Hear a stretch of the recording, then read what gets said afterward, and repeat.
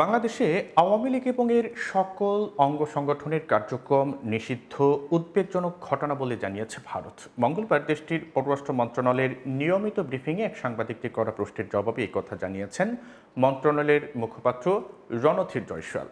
ওই সাংবাদিক তার কাছে জানতে চান যে বাংলাদেশে আওয়ামী লীগের যে নিষিদ্ধ করা হয়েছে এই বিষয়ে আপনি কি বলবেন। জবাবে জয়সওয়াল বলেন, গণতন্ত্রে কাজের একটা পদ্ধতি আছে। আওয়ামী লীগকে নিষিদ্ধ করা হয়েছে সেই গণতান্ত্রিক পদ্ধতি না মেনে, সঙ্গত কারণেই এটি একটি উদ্বেগজনক ঘটনা।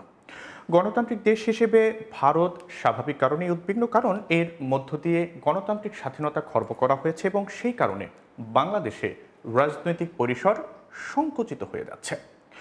জয়সওয়াল এই প্রসঙ্গে ভারতের পুরনো যে মনোভাব রয়েছে সেটি তিনি স্মরণ করিয়ে দিয়েছেন। তিনি বলেছেন যে আমরা চাই বাংলাদেশে দ্রুত, সুষ্ঠু, অবাধ এবং সবার অন্তর্ভুক্তিমূলক নির্বাচন অনুষ্ঠিত হোক। এখানে বলে রাখা ভালো যে শনিবার প্রধান উপদেষ্টা অধ্যাপক মোহাম্মদ ইউনূসের সভাপতিত্বে উপদেষ্টা পরিষদের একটি বিশেষ সভায় আন্তর্জাতিক অপরাধ ট্রাইব্যুনালে বাংলাদেশ আওয়ামী লীগ এবং দলটির নেতাদের বিচার কার্য সম্পন্ন না হওয়া পর্যন্ত আওয়ামী লীগের যাবতীয় কার্যক্রম নিষিদ্ধ করার সিদ্ধান্ত গ্রহণ করা হয়। সোমবার এই সংক্রান্ত প্রজ্ঞাপন জারি করা হয়।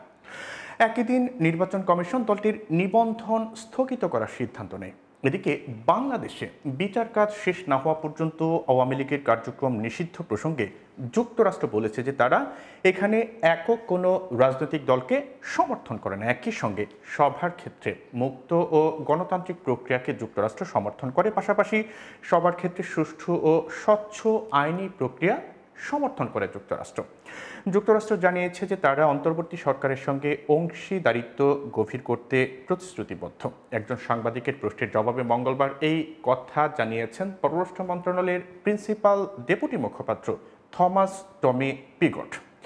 এদিন একজন সাংবাদিক তার কাছে জানতে চান যে বাংলাদেশের সবচেয়ে বড় রাজনৈতিক দলগুলোর অন্যতম হল আওয়ামী লীগ।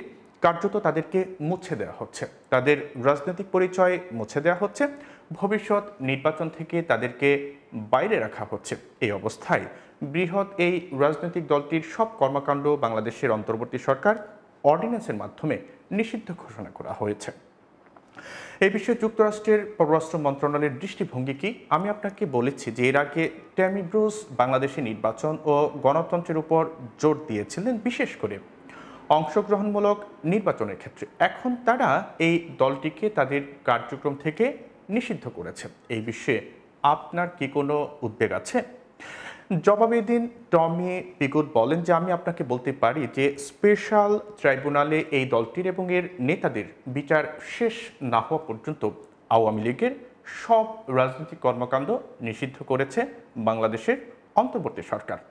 এই বিষয়ে আমরা অবহিত আছি। আমরা বাংলাদেশে কোনো একটি একক রাজনৈতিক দলকে অন্য একটির চেয়ে বেশি সমর্থন করি না। আমরা অবাধ এবং গণতান্ত্রিক প্রক্রিয়া সমর্থন করি। সবার সুষ্ঠু ও স্বচ্ছ আইনি প্রক্রিয়াকে যুক্তরাষ্ট্র সমর্থন করে। বাংলাদেশ সহ সব দেশের প্রতি আমরা অনুরোধ করি সবার মত প্রকাশের স্বাধীনতা, শান্তিপূর্ণভাবে সভা সমাবেশের প্রতি শ্রদ্ধা প্রদর্শনের জন্য।